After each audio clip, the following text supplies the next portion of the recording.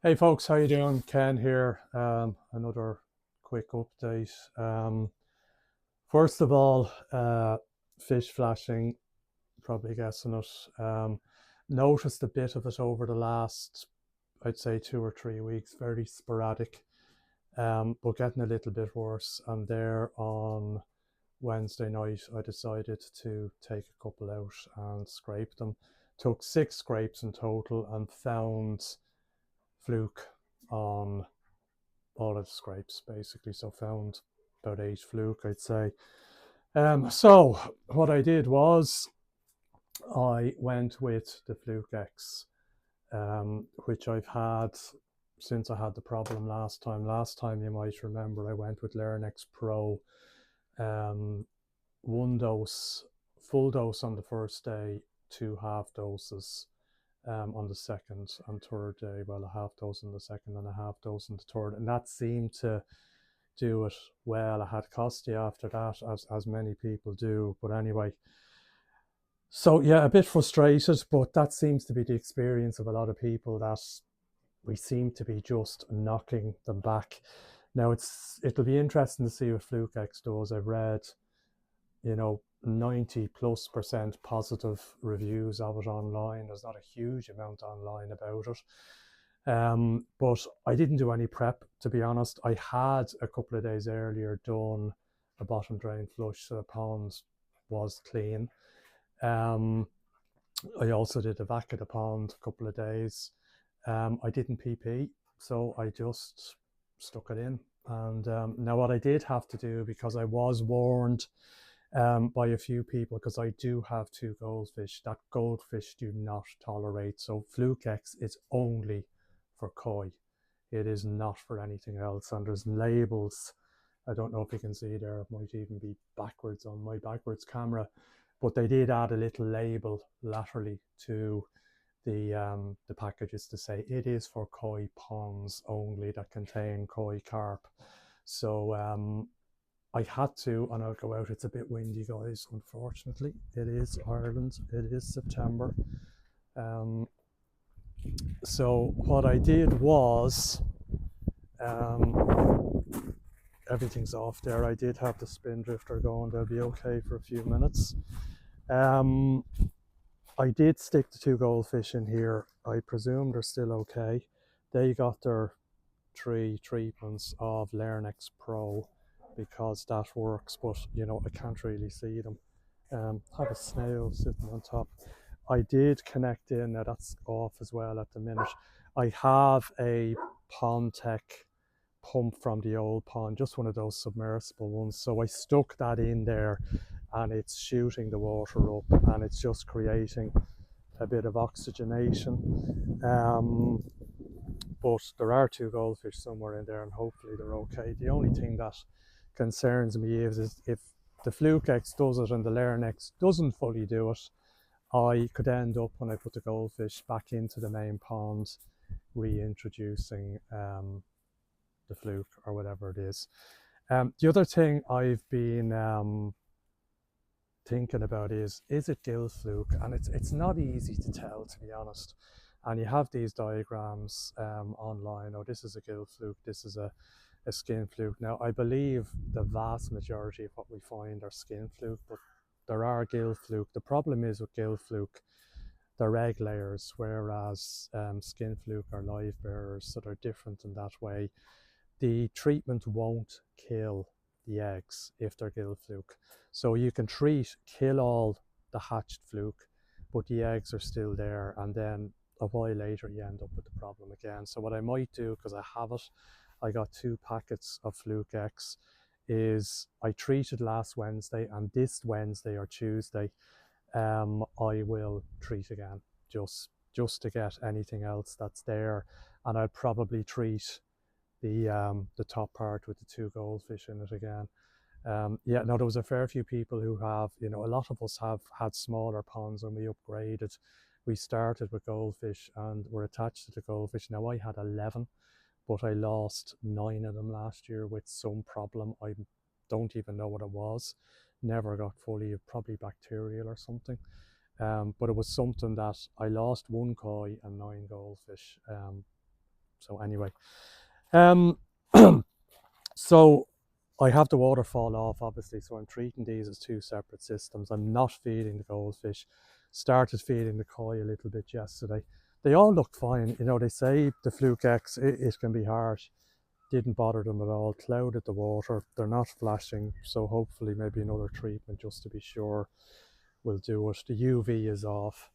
I also, since the last time we spoke, got, and I hope you can see this, the air source heat pump connected up. It's sitting at 21. I'm going to bring it down to 20 and leave it at that. So I did have it sitting, just to talk about that for a sec. So I just talk about the electrics. I got an electrician, thankfully came out to me last Sunday. Was it? Would be last Sunday, yeah. So he connected up all the electrics for me.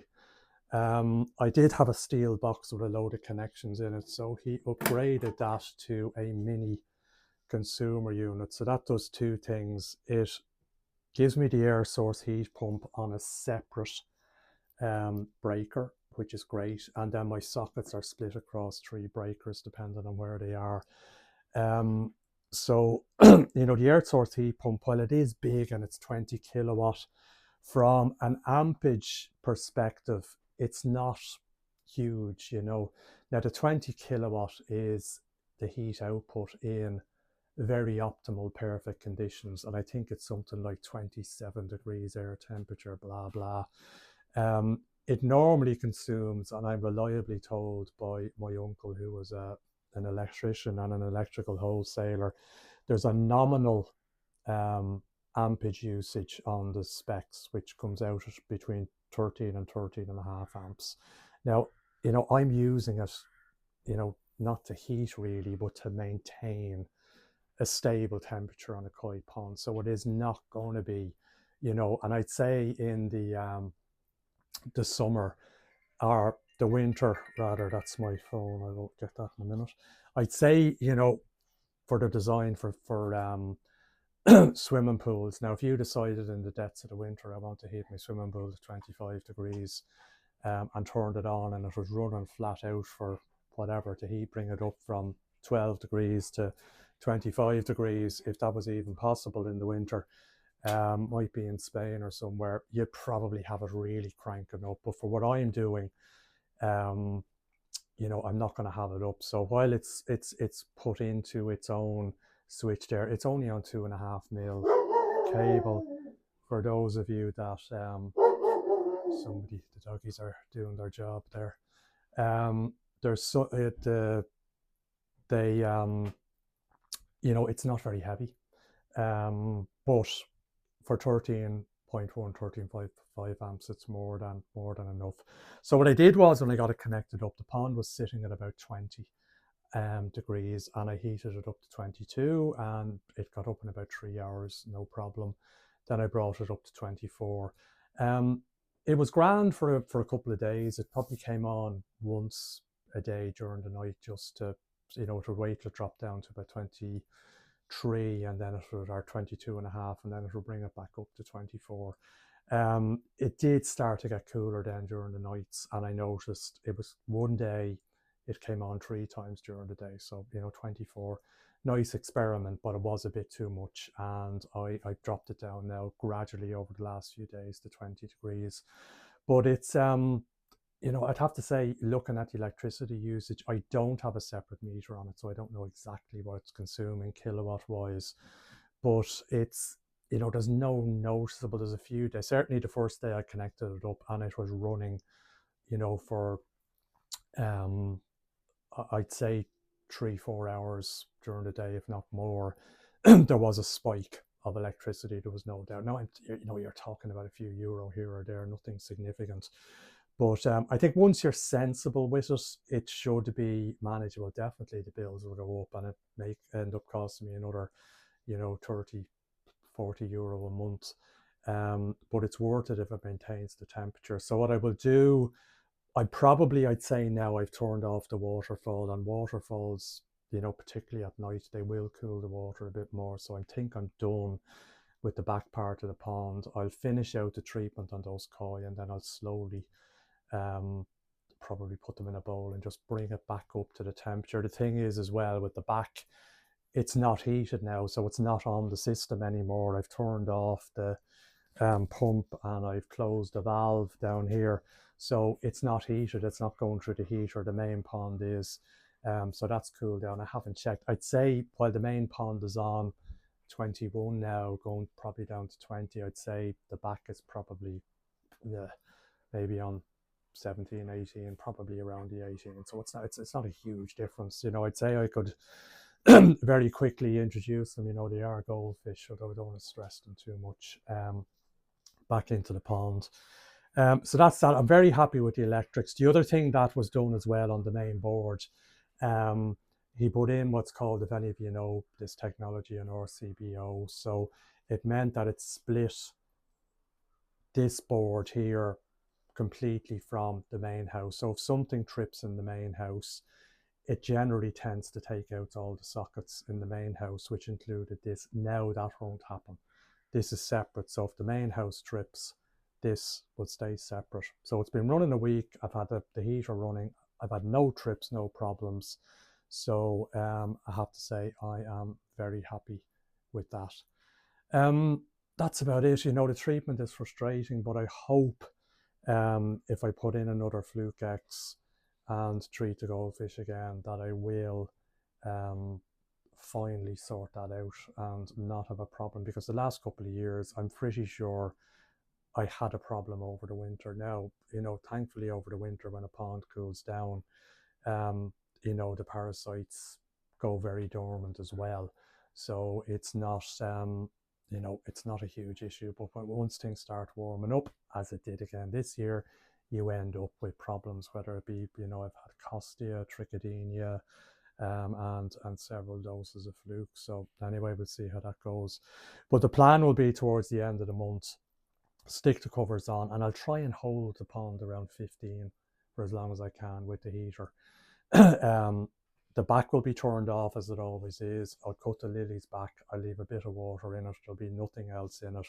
It'll just be the front under the covers that's running. I'll have to figure out a way to have the auto feeder. I have my auto feeder off at the moment because I've as soon as I treated a koi, you know, people say don't treat or don't feed when you're treating. I see how the fish are. If the fish are okay, and mine were okay, they were just flashing. They were eating very well. So if they're looking for it after a couple of days, I give it to them, to be honest. Just start ramping it back up again.